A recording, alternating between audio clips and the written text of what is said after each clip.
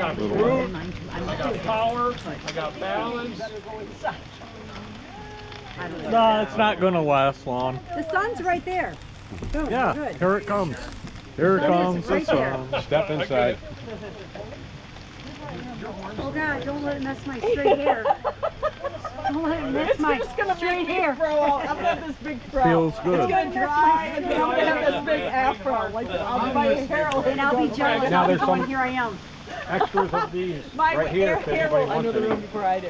Oh, my hair is so straight. It's very nothing to make my hair even turn curly at all. Nothing. Okay, it's over. Never. So, Anybody want any I more? say so can everybody understand the difference in this bottle? All right, this is our second red wine, and how much different than it was in the first red wine? Because the next two are going to take it a step further yet. I think it's gonna stop. How about, are you protected? Peg, we got an umbrella in the car.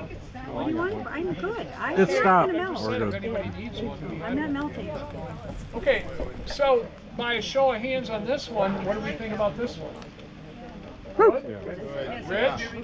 Okay, now you notice the price went up on this. And here's the thing, this wine, if you Google it, is probably more like 60. But I get restaurant pricing, so I get wine at a lower price Hey, what as else? a result of being a restaurant, and I turn around and give that savings right back to you. Okay? No, you won't find. You won't find. The thing, if you don't know this, Aldi or Trader Joe's, anything they sell in beer and wine, you will never find in another store. Unless they, sometimes I have seen Bell's in there, I've seen some Corona in there, but by and large, 98% of the beer and wine they sell is all exclusive. You know, And the distributors but are, they sign an agreement that they basically will get dumped as a distributor if they sell any of those private label products to anybody else. Okay? All right. I tell Greg all the time. So now, okay, we're getting to the two rock stars of our tasting. Next item up is Mardis Cabernet Sauvignon.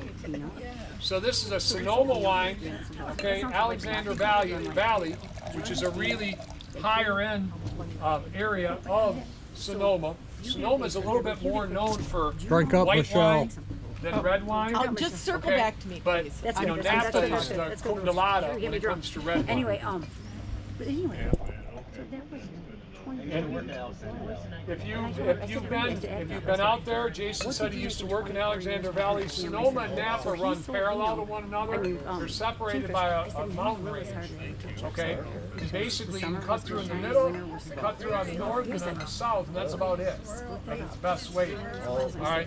If you ever want to plot a good trip and you want to go to wine territory, fly into San Francisco and hang out in San Fran for a couple of days, or vice versa. Rent a car and go over to Golden Gate and get yourself in. Sonoma first, and then come back. Great times. Okay, bye. Yeah, the winery I worked at How was many right down years? Alexander Valley. Yeah, it was always just frustrating. Got Yeah. but I know. Alright, I gotta open it. When Bruce opens it, I'm gonna try. Okay. Our good old Brewster. So Brewster, you're being we such a already good host. extolled the virtues, okay, of red wine. Sit back. But This is my new friend. Cabernet is generally considered the wine of kings, okay? Cabernet Sauvignon, all right? Cabernet Sauvignon, all right? Cabernet Sauvignon. And we've now learned that that's what? A varietal type. It's a varietal type. You been scared?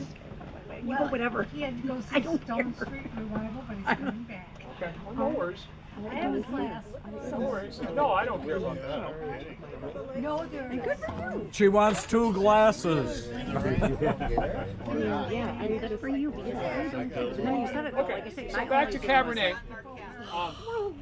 These, the grape has All right, Bruce, I'm its ready. origins in some of get the the water out. finest estates dating back to medieval times. Thank you. Okay, and the grape has origins that go all the way back, you know, to the most ancient, basically exalted rulers of India, of China, and so on and so forth. So this grape has known its way around, all right, people that had influence and power, okay, since the beginning of time. And I'd like to think that we're all so cool, but that's why we're here drinking it now, okay? Now, Cabernet is one of the primary grapes of Bordeaux. Does anybody drink Bordeaux wine? Okay, Bordeaux is a region or an area. So the easiest way to think about Bordeaux is think about Bordeaux like Bay County. All the grapes that can make a Bordeaux wine all have to be grown in an area probably about as big as Bay County. And if the grapes are grown outside the county, they can't be Bordeaux. They're governed by law. So like if Saginaw wanted to jump on our Bay County train, no, screw you, Saginaw. You're not any good, okay? All right, only grapes that come from Bay County can go into our wine, or vice versa. All right, so that's why when we talked about before about old world, new world, old world is always about destination, always about terroir, territory, where did it come from, so on and so forth. Okay, and like I said before, most Bordeaux wines are 80 to 85% Cabernet and Merlot. So certain areas of Bordeaux are better with Cabernet, certain areas are better with Merlot. All right, but a Frenchman told me one time, wine salesman of course, he said, Greg, Americans really understand cars. So explain Bordeaux like a car. That the primary part of the car is all made from Cabernet and Merlot, and all the shiny accents and goodies are made of the other three grapes. So Petit Verdot, Malbec, all right, and Petit Verdot, Malbec, and gotta get Franc. Cabernet Franc. Thank you. That's an assistant sports term. Those three usually make up less than 10 to 12 to 14% of a Bordeaux wine.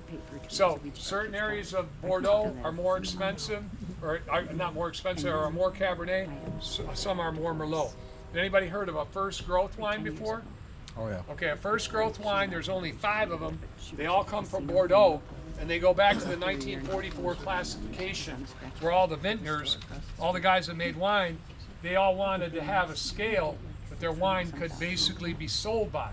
So they came up with a grading system that still stands today of 1 through 5. Okay, and the 5 first growths are Chateau Latour, all right, Chateau Margaux, okay, Chateau Mouton, and then there's Chateau Mouton Rothschild. Did I say Latour? Which one am I missing? I got Latour, I got Mouton, Rothschild, I got Margaux, Aubryon. This is the 5th one. Aubryon. Those are the 5 estates. When I first started selling wine, that would have been in 1988. You could buy those wines for about $30 wholesale, which they'd be about a $40 retail. And we thought, oh my God, who could drink those kind of wines at that price? If I would have taken all my retirement and bought all that wine that I could have at that point in time, I probably would have generated well over a couple $1 million worth of profit now. Okay, those wines now, if Bruce and I wanted to maybe split a case of Chateau Margaux, the wholesale price on that wine would be well over $1,000 a case. $1,500 a case in some cases. All right, one of the most expensive wines that comes from the old world is a wine called Petrus, all right, which is a Bordeaux. It's primary Merlot, and that always is going to be over $1,000 to $1,500 a bottle. One of the most wholesale. One of the most expensive Californian wines out there is a wine called Screaming Eagle. Anybody ever hear of it? No. It comes from, you are with wine. I really give you credit. We went to California, my sons and I, and we did a whole wine tour. Well, there's an area of Napa. Napa is made up of a bunch of little smaller areas, okay? And there's a region, what they call a classification within the classification. It's called Pritchett Hill. And Screaming Eagle comes from Pritchett Hill, and it is a very small area, but they produce some phenomenal wine. Okay, so Martis Cabernet, okay, you look at the price, and just to review, a little less expensive, 28 or 2 for 54, but this wine really over-delivers, and this wine has a restaurant price on it as well. So the price that's on this sheet is lower than, just a little bit, is lower than normally it should be. This wine would probably be at least $10 higher without the restaurant price attached to it. Oh, yeah, that's true. I like this You get restaurant price, you can save. You like this better than the Pinot Noir? Anybody else thoughts on this wine? Oh, I love the bold. The bold. I don't think either one of you two have ever tasted this one. Yes, yeah, and that's so. Aw, we got new for you two. And which one is this again? The first cab. Martis. Okay, yeah. Martis. Oh, no. What was that? What did you say? What? She started laughing when I said, What are some descriptor words about this wine? you gonna die? No, Make it? I'm gonna make it. I swear to you. What about with this wine? Took a sip when he You started get laughing. smoke out of it, you get wood out of it, like vanilla maybe. You're taking off, guys? Maybe Yeah, some. we have a party we're supposed to meet somebody. Yeah, no problem. Thank you for inviting us. This was fascinating. Oh, I know. I really, Thanks for really. sticking around, you guys. I hope you Sorry, learned we'd something. love to stay, but Great. we promised them. No problem. All righty. Thanks It was for good stopping. seeing you again. Nice to see you, Michelle. Sure. Yeah, happy birthday. Thank you. Take care. It was nice meeting you. Did you ever know? Did you ever hear that? After I drank it, he said, well, how was He was there, and then his son was head of Dollar Ag, Gary Ham, out of Indianapolis. He died. But,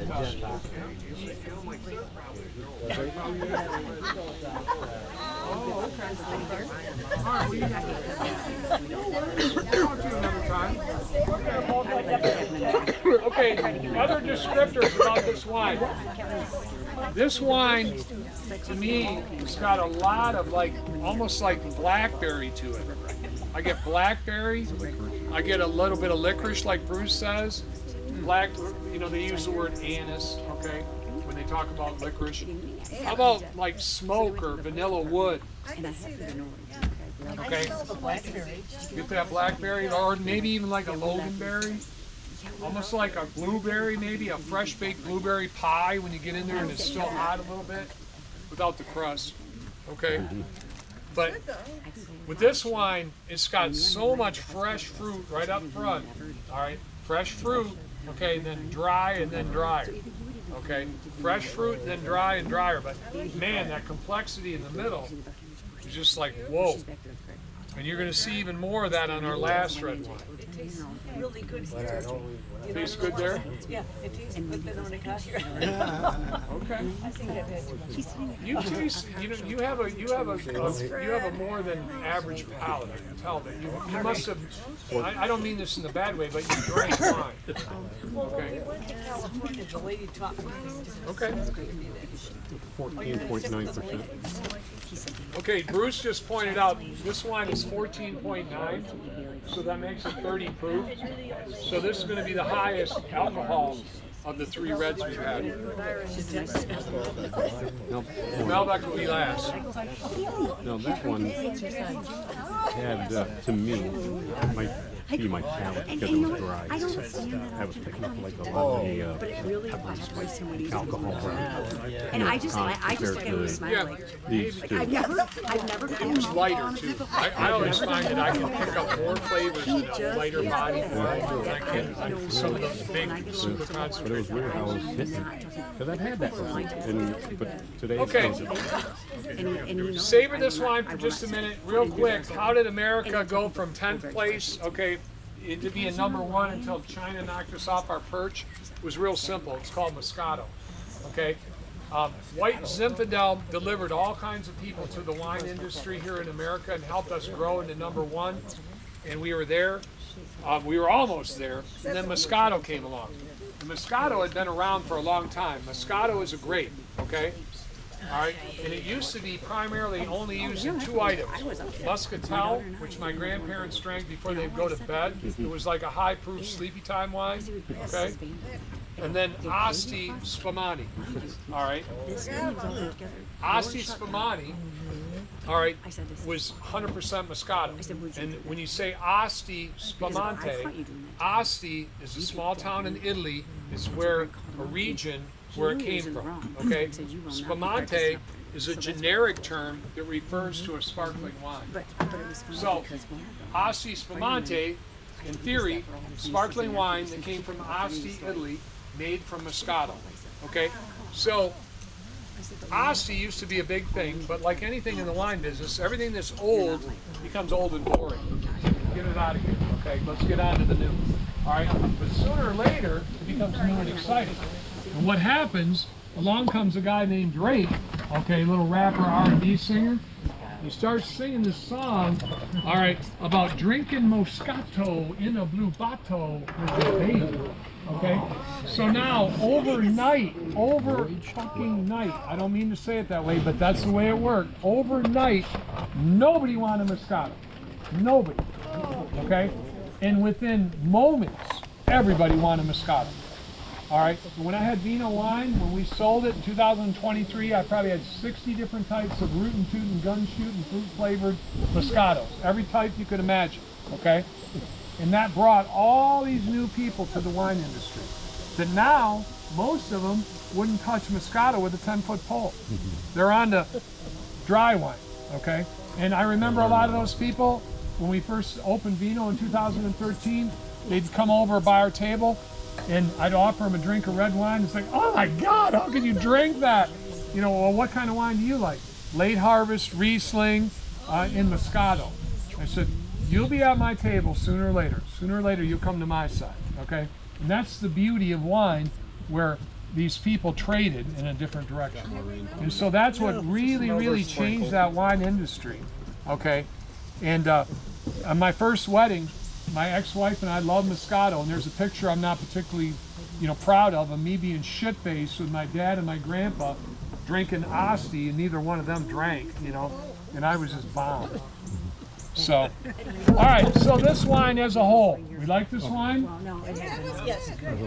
Big and powerful? In my defense, I'm not a wine or anything. It's not that. I watch a lot of Fraser, and you know how Fraser. Oh, yeah. So Okay. I looked a lot of stuff up on wine to know what they were talking about. We don't judge here. Everybody's right. Okay, but I'm not. Trust me, I drink more wine than probably everybody in this group except Bruce. Maybe Danny. I'm sorry, what? A bottle of I still pay for my wine. I still pay A for bottle it. of wine, please. Thank you. Okay. A bottle of water. Anybody need a water? We've got them. So just because I know we're starting to get up in time, we'll move right into our next bottle. Okay, our next bottle is called Red Schooner. And Red Schooner is Malbec, okay, which at one point in time was the most widely planted grape in the world. That was a result of Napoleon and his conquering. Everywhere Napoleon went, he took Malbec grape cuttings with him, and as he would conquer, he would plant his grape everywhere he went, with the idea that he felt he would have world conquest, and in turn would have his wine everywhere that he now basically ruled. So Malbec was the most widely planted grape out there. How many of you heard of the wine Caymus? Okay, Caymus is the maker of this wine, okay? And this property is down in Argentina.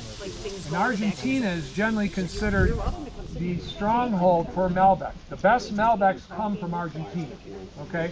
And the reason why is the grape was most widely planted at one point in time, but phylloxera, which is a root disease, swept the entire globe and killed most of all the Malbec everywhere except in Argentina, because it's isolated away from the rest of the world, okay? So Malbec didn't die down there. So the oldest Malbec vines in the world are in Argentina. So just like I said, Tempranillo is like Spanish Cabernet, okay? Malbec would be Argentinian Cabernet, okay? All right, easy way to understand it. The other thing about this wine is comes from 100-year-old vines. So when a grapevine is 100 years old, it produces much less fruit, but the fruit is that much more complex and powerful. The other thing this wine has going for it is it comes from a high position of being above sea level, okay? So when wines grow at high elevation and it's mountainside fruit, all right, they become that much more complex, okay? That much more complex. And this comes from the Mendoza, which is a region within Argentina, which is the most desirable location within Argentina to have Malbec. And then the last thing is what they do with this wine. If you notice, it doesn't have a vintage on it. It's got a voyage. And what they do is that BATF, they don't allow you, if you grow the grapes out of the country and then you bring them into the U.S. to make the wine, they don't allow you to put a vintage date on it. So they have a tongue-in-cheek way of dealing with that. They call it a voyage, because what they do is they harvest the grapes in Argentina and they basically cold bladder them. They immediately put them on ships in a cold bladder and send them back to the U.S. to make the wine in Napa, California. So they can't legally put a vintage on it, so they call it a voyage. What does voyage 12 mean? Voyage 12 means it's the 12th time that they brought grapes back to make wine. So the next one will be consequently voyage 13. And then what 14. year did they start? Approximately about probably 15 years ago now. So you can date it that way. Yeah, you could date it that way if you looked it up. Now, what was your question on? My question is, you said as we went down the list, it was going to taste heavier. Mm-hmm. This tastes lighter to me. Okay. But remember, you're right. You're I'm right. right. Okay. That's right. Okay. Now, I don't know. Maybe others feel that way, but everybody's going to taste it differently. Everybody's using it. I get what she's saying. They bring it over like on ice. It's not as jammy. Just cold. The bladder technique was developed, believe it or not, by how many of you ever had yellowtail wine? Yellowtail are inexpensive Australian wine. Very smart characters though. When you ship wine, the average weight of a case of wine in bottles is about 40 pounds, 35 or 40 pounds. So they said, well, we got all these great grapes here in Australia, and it would cost a whole lot less if we didn't bottle it in Australia. We just sent the grapes back. Okay? So the Australians, they are the ones that developed that cold bladder technique to preserve the grapes in a cold bladdered atmosphere, bring it to the U.S., and then make the wine here. And then it's A lot of Traverse City wineries use that. Yep. Yeah, so it just cuts down on all the shipping and the weight of everything. So do you know why they put? Just more or less like a refrigerated plastic container that would basically, what they would do is once they would get it cold, they remember air, light, and heat are the enemies of grapes or wine. So they would suck all the air out of it, and it would be airtight and refrigerated. Below deck. Yep. So do you know why they stopped making that?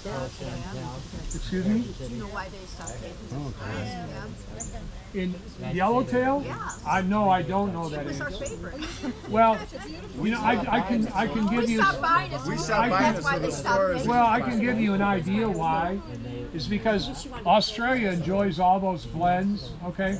But America never got the blends. Maybe you two did, but when all those wines, they used to have Cab Shiraz, they used to have Cab Merlot, they used to have Cab Merlot Shiraz, they used to have, blah, blah, blah, infinite. They had so many combinations, Type of flower and all that thing stuff took up within shelf 2 space. years for me. And so what was good for Australia initially was a lot of people were entertained by it, but over time, it just didn't sell.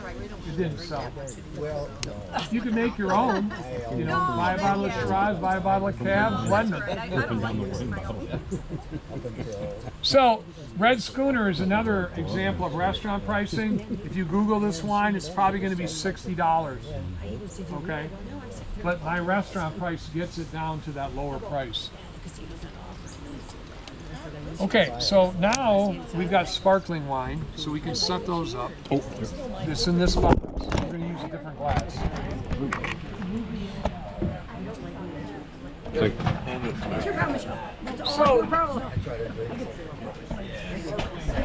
So basically, we're going to close out the still wine part of this event, and hope everybody learned a bit.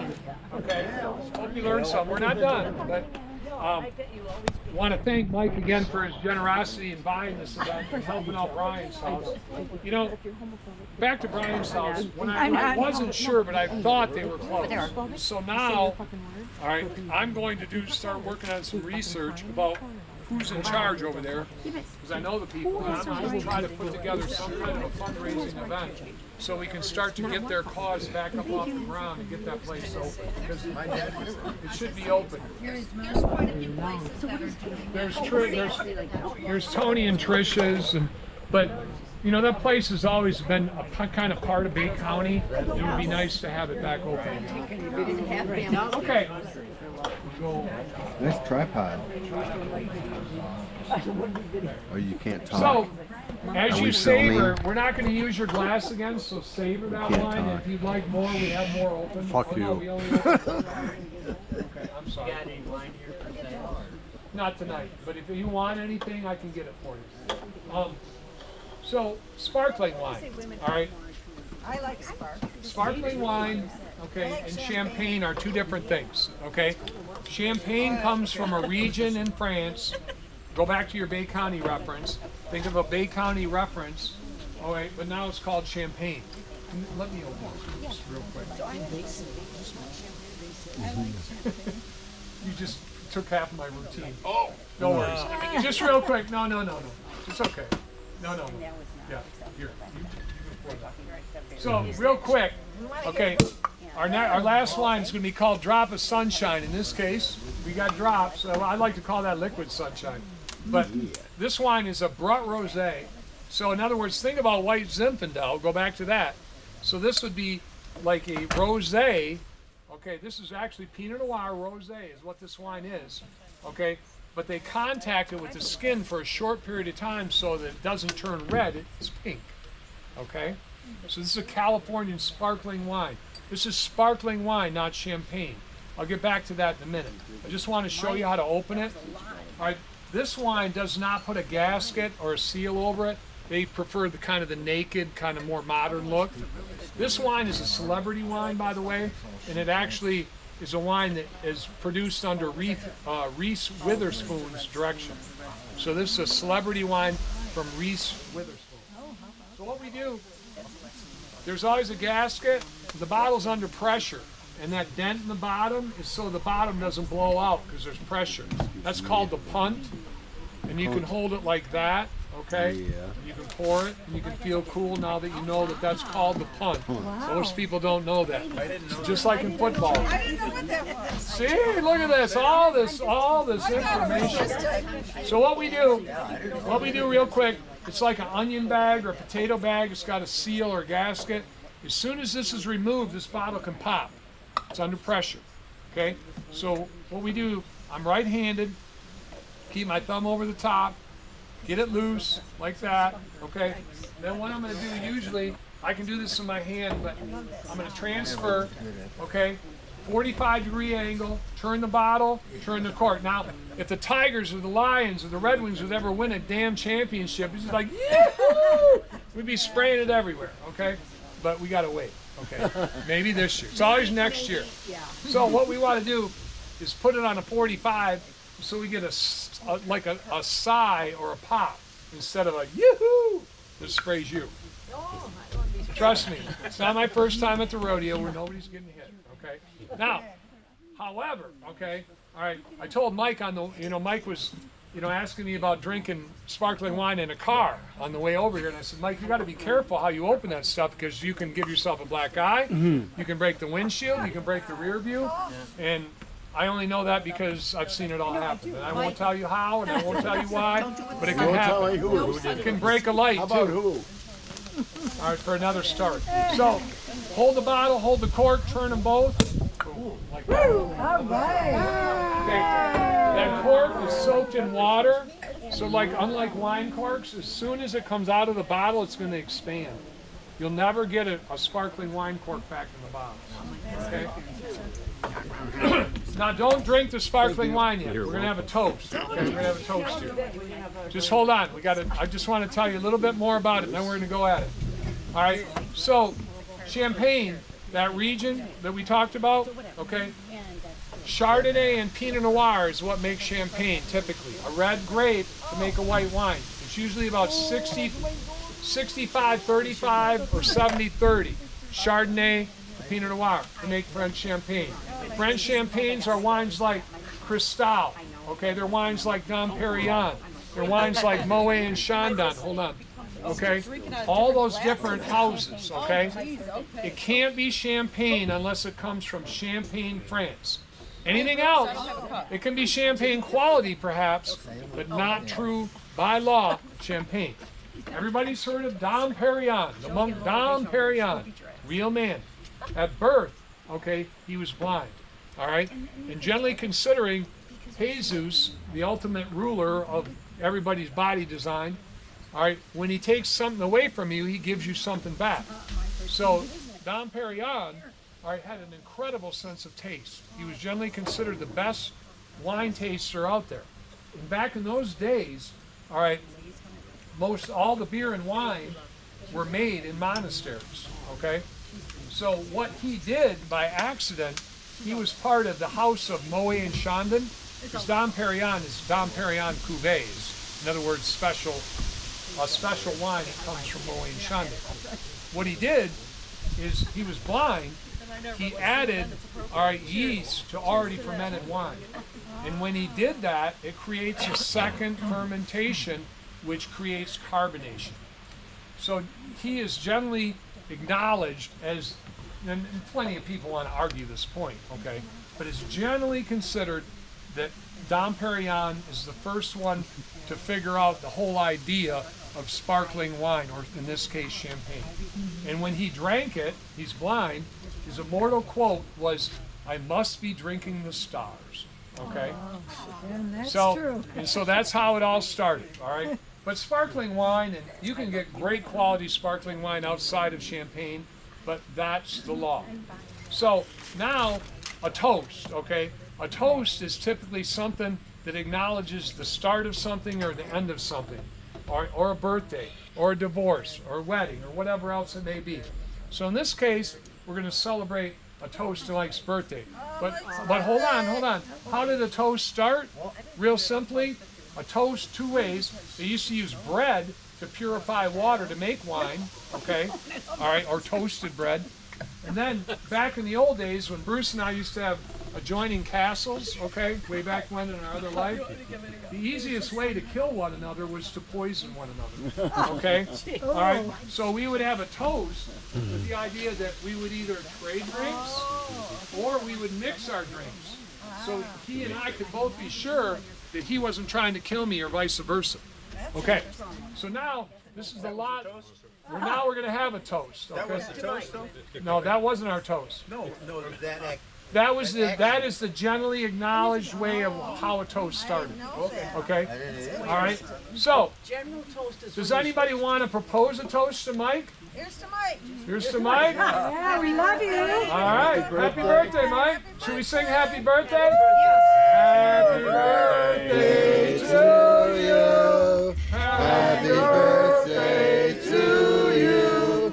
Happy birthday, dear Mike. Happy birthday to you and many more. I got a question. All right. Best Take a birthday drink. party ever.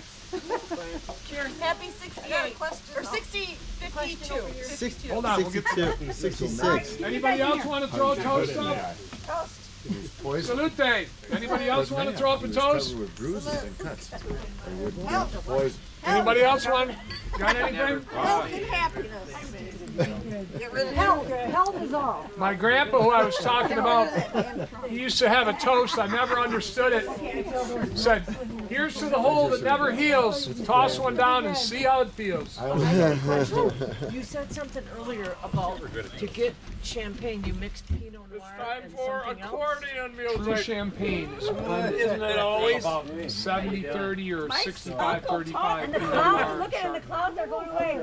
Accordion tea time. They don't let the red grape wine was I mean, I believe you, but I just want to make that know. Do it when I That's go. why it's so powerful. That's why champagne you asked is so much power. All right, who wants? Mike, you got something to say? You got a toast? No. You got something? Okay. Well, a toast to everybody. Okay. So I'm done. I You got appreciate. questions? I'm going to be here for a minute. Hope you all learned some. Thank you for all of it. It says traditional method. Okay, that's a good question. Makes you Traditional. less sick. Yes, true champagne is always method traditional, which means that it's fermented in the bottle. Okay. The other term is Charmat, which would be like Andre or James Roget or this wine. These wines, is this one? Is this method? I don't even remember. We played the I don't think song so. last night. My kids, one kid. No, this is Higher Charmat. ground by What they do with this is they take Kids went fermented crazy wine over it. and inject it with CO2. So it's not fermented